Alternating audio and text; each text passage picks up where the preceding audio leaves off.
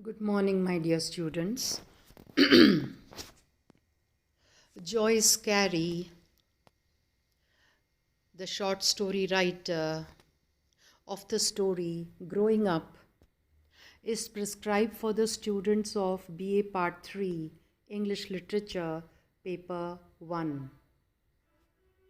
Before we look at the story itself, let us first look at a brief biography of Joyce Carey. Joyce Carey, a man, was born in 1888 and died in 1957. He was born in Northern Ireland and was educated at Oxford before taking part in the Balkan War and then moving to Nigeria as a civil servant and a soldier.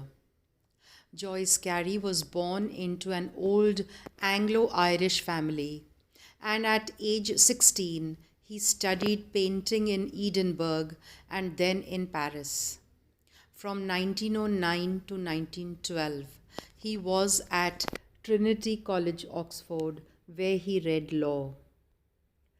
Resolved to become a writer, resolved means determined to become a writer, Carey settled in Oxford in 1920. Although that year he published 10 short stories in the Saturday Evening Post, an American magazine, he decided he knew too little about philosophy, ethics, and history to continue writing in good conscience. Study occupied the next several years, and it was only in 1932 that his first novel, Essa Saved, appeared. It was followed by the three more African novels, An American Visitor of 1933, The African Witch 1936, and Mr. Johnson 1939, and a novel about the decline of the British Empire, Castle Corner 1938. Childhood was the theme of his next two novels, his own in A House of Children, 1941, and that of a Cockney wartime evacuee in the country in Charlie Is My Darling, 1940. Carey's trilogy on art, trilogy means a collection of three works, one after the other, begins with the first-person narration of a woman, Sarah Monday, in Herself Surprised, 1941, and follows with that of two men in her life, the lawyer Tom Wiltshire in To Be a Pilgrim, 1942, and the artist Gully Jimson in The Horse's Mouth, 1944, his best-known novel. Similarly, Carey's other trilogy is seen from the vantage of a politician's wife in A Prisoner of Grace, 1952, the politician himself in Except the Lord, 1953, and the wife's second husband in Not Honor More, 1955. He planned a third trilogy on religion but was afflicted, means he became sick, with muscular atrophy. Atrophy means when the muscles become useless, not able to perform their duties, and knew he could not live to complete it. Hence, he treated the theme in a single novel, The Captive and the Free, published in 1959. His short stories were collected in Spring Song 1960. Although some of his novels and short stories reflect his experiences in Africa, he also wrote about art and politics. Carey died in 1957. This is a very brief biography of Joyce Carey, and without any delay, let us continue with the short story Growing Up by Joyce Carey. Growing Up by Joyce Carey. Introduction. Growing Up is a short story written by the author Joyce Carey. Joyce Carey's story Growing Up is about generation gap between a father and his two daughters. The story is very simple in outline. A man comes home from work and he plays with his daughters who attack him. In the struggle, their pet bitch bites him. The girls tend to his wound, means take care to his wound, that dog bite. In other words, give him first aid. But in the end, he goes out to his club seeking some male company. Beneath this simple narrative, lots of other things happen. This short story gives no hint of the adventurous and varied life of the writer himself. Like several other authors, Joyce Carey chose a title which suggests one of the themes of the story of growing up. This appears to refer mostly to the two sisters, Kate and Jenny. Later, we see that it may also apply in a way to their father, Robert, who has been able to play with his daughters for years, but now sees a time when he won't be as attached to them as he was before. Actually, they may not be as attached to him as they used to be when they were children. The author makes this idea quite clearly in the last sentence of the story. No, he thought, not quite a game, not for half a second. She is growing up, and so am I. Another theme in the story might be nature. The story looks at nature in human, animal, and other terms. This is shown in the way the garden grows wild, the way the bitch Snot, bitch means female dog, they have a pet dog in the family called Snot, plays, and the way the girls act. In all these three cases, there is a contrast between ideas of educated and civilized nature, and the nature in the wild or untamed. Untamed means wild, in other words, without any control. A contrast which appears clearly as the girls go from a ferocious attack on Robert to acting as nursemaids and tending his wound. Tending means giving him first aid. One of his daughters does that too for him. Which of these is the real nature of the girls? This is a question which is quite hard to answer because generally their nature includes both of these. These children play roles. They are not as innocent as Robert thought they would be. This area is also linked into the novel Lord of the Flies by William Golding.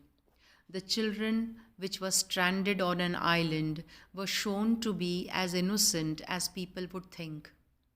By being stranded on an island, stranded means left alone for some reason, for such an amount of time, didn't have contact with civilization, this made them create their own rules and environment. An example which actually links into growing up is that in The Lord of the Flies. Jack, a young boy, played the role of being a hunter on the island. This made him grow up in the island to be more and more malicious, and by the end of the novel, he turns into a complete savage.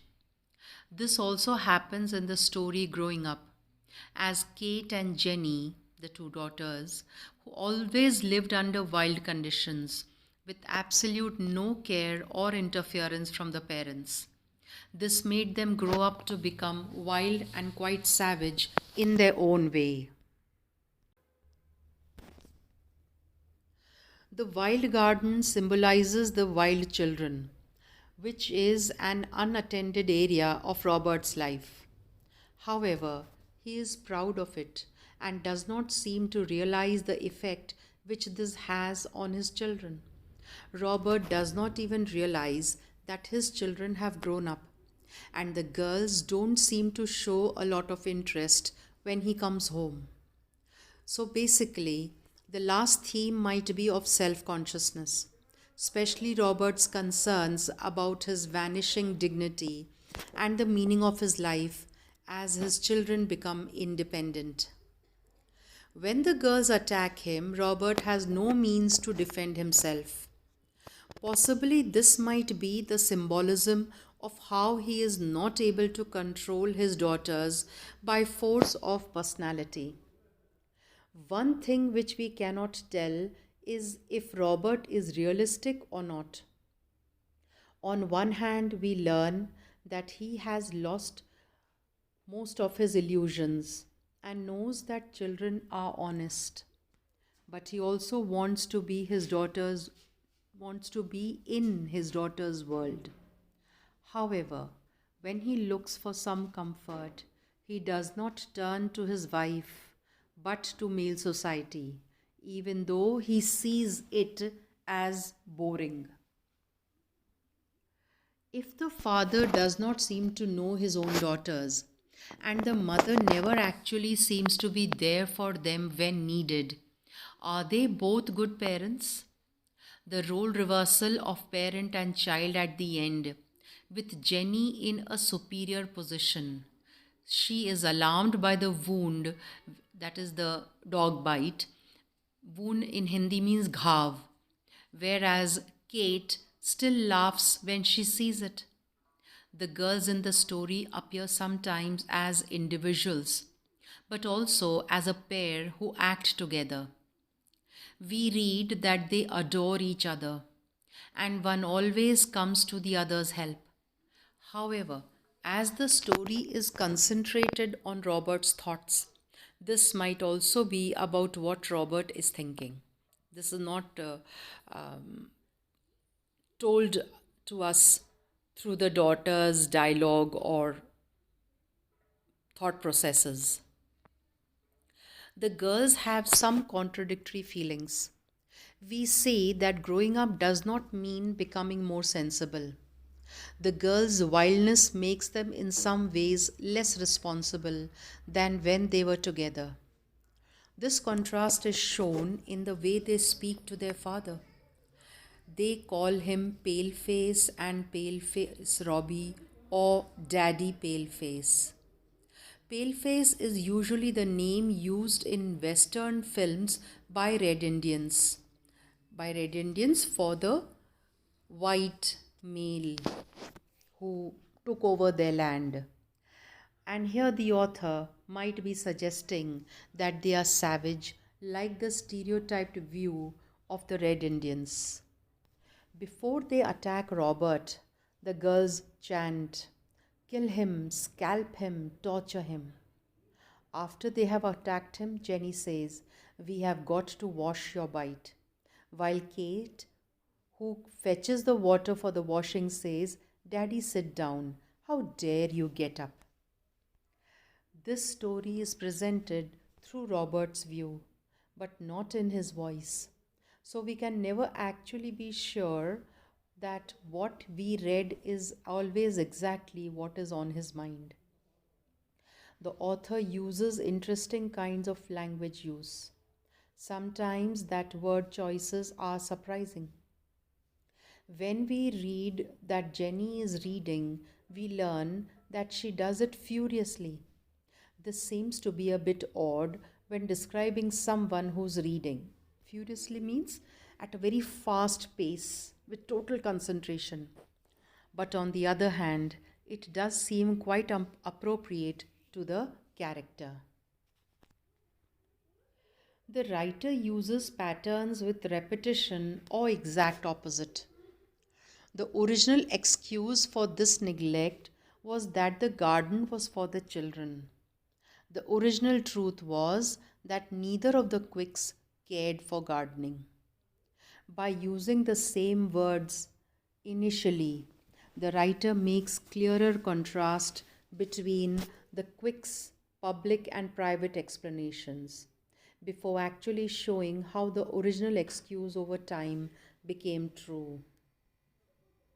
In the story, the attitudes we clearly learn the most about are Robert's. He has a sense of a world where he knew his home and could find happiness in it. But now that is all changing, and so he feels alarmed at what may become of him. Alarmed यानी कि वो थोड़े से घबराए हुए हैं कि भविष्य में क्या होगा. Robert wants to escape the company of the women in his house, but only temporarily. Marriage appears to be permanent for men like Robert. So, the idea that he might leave home for good is not here presented as an option. Concluding, the story invites the reader to see it from different viewpoints.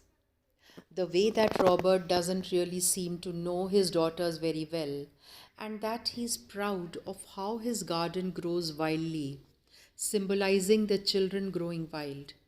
Seems to me that Robert has a lack of real personality. यानी कि वो पूरे दृश्य को अपनी नज़र से देख रहे हैं और वो नज़रिया उनका एक तरफा है. He wants to be different from the other parents, but on the other hand, he seemed to love his daughters very much, even though he is not such a good parent. The children grew wild because no one actually seemed to take care of them when needed. They both spent their time playing around in the garden under no adult supervision. आपको बता दें कि उन बच्चों की जो mother थी वो भी क्लब की एक्टिविटीज़ में बिज़ी रहती थी और उनके जो फादर हैं रॉबर्ट वो बिज़नेस के सिलसिले में कई कई दिनों तक घर से बाहर दूर रहते हैं. तो बच्चों पर कोई अंकुश नहीं है. बच्चों को अनुशासन सिखाने वाला घर में कोई भी नहीं मौजूद है. और अगर ये बच्चियाँ वाइल्डली बिहेव कर रही हैं तो ये उनकी गलती नहीं है क्योंकि उनके पेरेंट्स ने उनको अनुशासन की सीख नहीं दी है. It seems as though Robert feels quite scared of the fact, scared यानी कि डरे हुए हैं, that his daughters are growing up and that they don't need him as much as they probably needed before. बच्चियाँ बड़ी हो रही हैं, अब उन्हें फादर की अब उतनी ज़रूरत नहीं है जितनी कि पहले थी. Possibly he might be realizing that he could have spent more time with them when they were younger. But now it is too late as they are growing up. अभी वो लोग पूरी तरीके से विकसित नहीं हुए हैं. वो अभी अडोलेसेंट एज में हैं यानी कि टीनेजर्स ही हैं. 11 और शायद 13 साल की उम्र है उनकी. थोड़ा थोड़ा ही बड़ी हुई हैं वो. To me the main message of the story is how children grow up and the parents still don't seem to realize it quite well. And when they do, they get scared of losing them. We will stop the session here and continue with the summary and analysis of the story in the next session. Thank you.